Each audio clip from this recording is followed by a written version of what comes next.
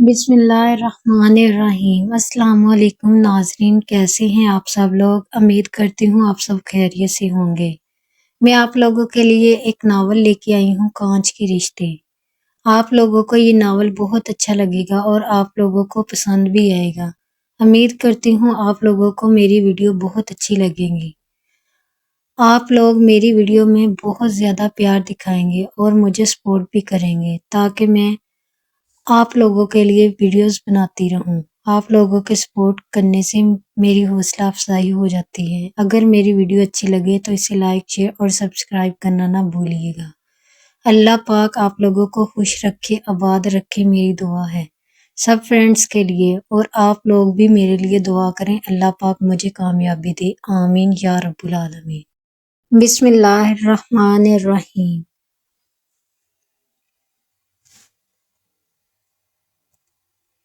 میں دلہن بنی سیج پر بیٹھی کانپ رہی تھی۔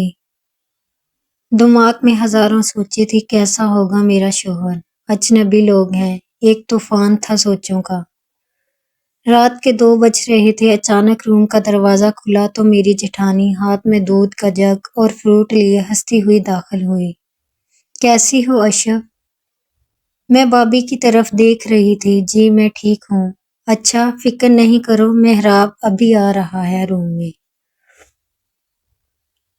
وہ یہ بات کرتی ہوئی چلی گئی۔ میری دھڑکنیں اور بھی تیز ہو گئی، پتہ نہیں کیسا ہوگا۔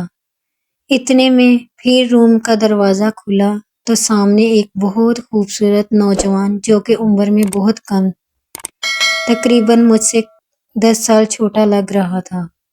میں سمجھی کوئی فیملی ممبر ہے۔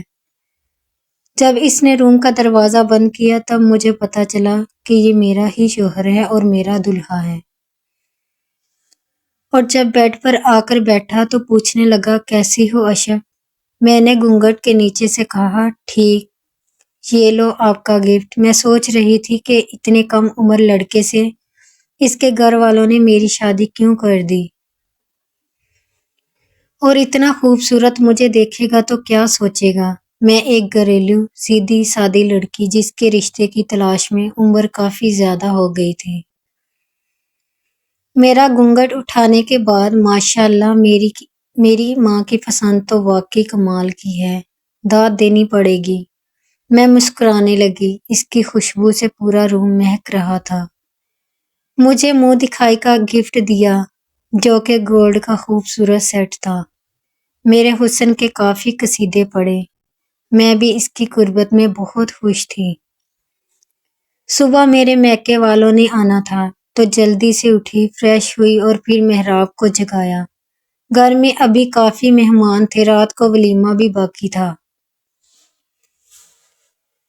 میں باہر چلی گئی، گھر کافی خوبصورت تھا۔ میری جیٹھانی نے جیسے مجھے آتے دیکھا، اشرف تم کیوں باہر آئی ہو؟ چلو اندر چلو، بابی میں آپ کی کچھ مدد کروا دیتی ہوں۔ نہیں نہیں، محراب غصہ ہوگا کہ میری دلہن کو بابی نے کچن میں گھسا دیا۔ میں اندر چلی گئی، پر بابی کا مجھے اس طرح واپس بھیجنا اچھا نہیں لگا۔ خیر کچھ دیر بعد میرے میکے والے آئے تو ناشتہ بھی ساتھ لے آئے۔ ہم سب نے باہر بیٹھ کر ناشتہ کیا۔ میرا شوہر اپنی بابی کا کافی فرما بردار تھا، اور یہ بات میں نے کچھ ہی دیر میں نوٹ کر لی۔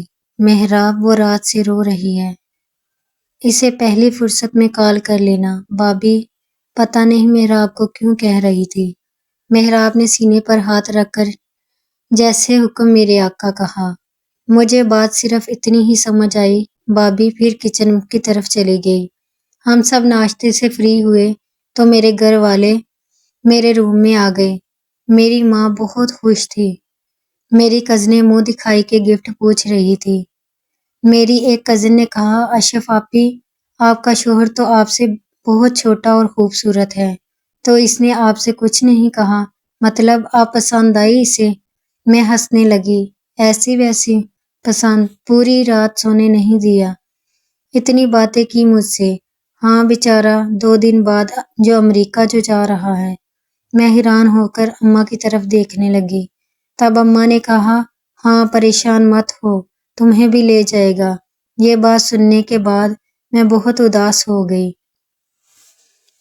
ایک دن میں وہ میرے دل میں اتر گیا۔ وہ ہنستا ہوا روم میں داخل ہوا۔ اشرف، بھابی اپنے روم میں بلا رہی ہیں۔ جی میں جاتی ہوں۔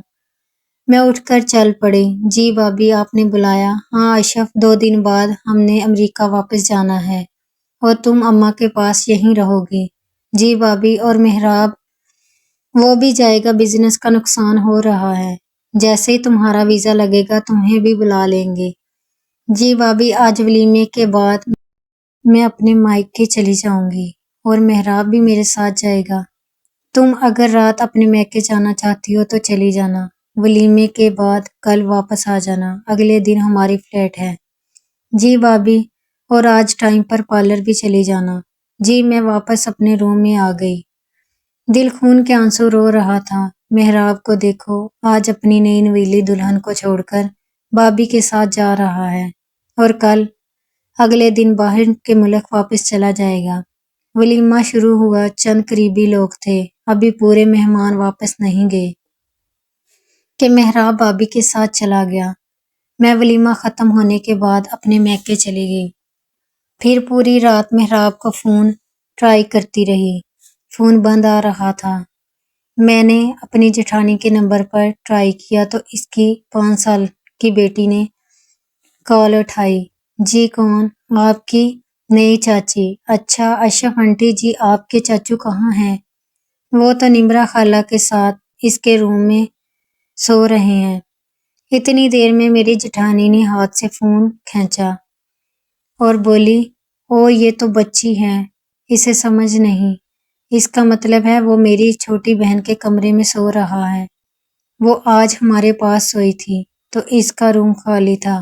جی بھابی، اگر کہو تو جگا دوں؟ نہیں نہیں بھابی، سونے دیں۔ اچھا ہم ابھی ناشتہ کر کے نکلنے والے ہیں تو تم بھی آ جانا۔ جی بھابی، میں بہت خوش ہو گئی، محراب کے پاس وقت گزارنے کا موقع ملے گا۔ گھر پہنچی تو بھابی آ چکی تھی۔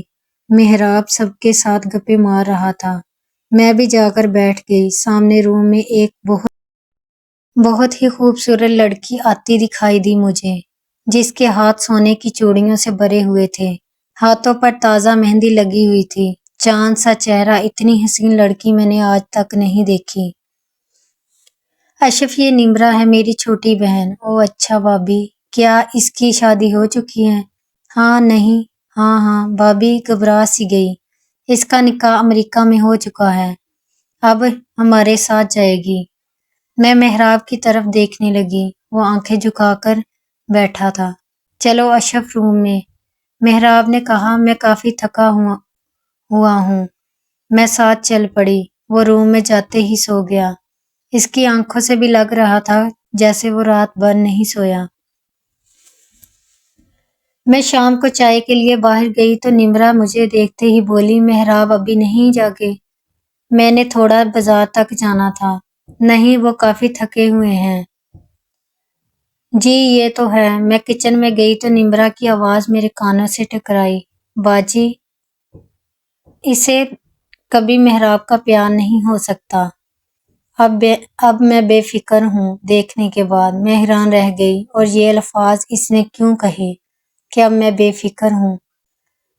شام کو محراب بھی باہر آ گئے۔ آپ کے لیے چائے لے آؤں؟ ہاں یار اشرف، بہت سر درد ہے۔ میں چائے بنانے چلی گئی۔ نمرا خوب گپے لگا رہی تھی محراب کے ساتھ۔ مجھے اس کی حرکتیں پسند نہیں آئی اور نہ ہی مجھے اچھی لگ رہی تھی۔